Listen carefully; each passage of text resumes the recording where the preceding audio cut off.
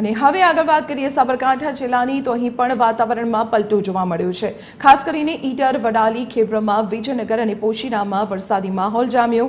પ્રાંતિજ, તલોદ, હિંમતનગર સહિતના ગ્રામ્ય વિસ્તારોમાં પણ વરસાદ વરસ્યો। કાળઝાળ ગરમી વચ્ચે મેઘરાજાની ધમાકેદાર એન્ટ્રી જોવા મળી છે। સાબરકાંઠામાં ભારે પવન અને વીજળીના કડાકા સાથે વરસાદ વરસ્યો હતો। વાવણી લાયક વરસાદ થતા ધરતીપુત્રોમાં આનંદ છવાઈ ગયો છે।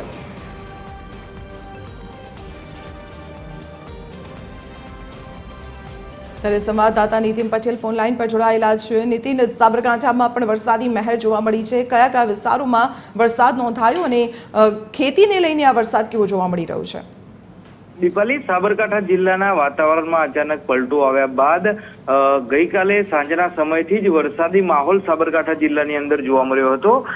જિલ્લાના ખાસ કરીને ટ્રાયબલ વિસ્તાર ઈડર, વડાલી, ખેડબ્રહ્મા, વિજયનગર વિસ્તારમાં વરસાદ નોંધાયો હતો અને વરસાદના પગલે ખેડૂતોમાં ખુશીનો માહોલ જોવા મળી રહ્યો છે, કારણ કે 1 થી 1.5 ઇંચ જેટલો વરસાદ નોંધાતા હાલ ખેડૂતોએ વાવણીની શરૂઆત કરી દીધી છે। મુખ્યત્વે કપાસ અને મગફળીના પાકની સાબરકાંઠા જિલ્લામાં સૌપ્રથમ વાવણી થતી હોય છે, ત્યારે આ વરસાદ વાવણી લાયક ગણી શકાય, જેથી ખેડૂતોએ હાલ વાવણીના કાર્યક્રમમાં જોતરાઈ ગયા છે। જી દીપાલી।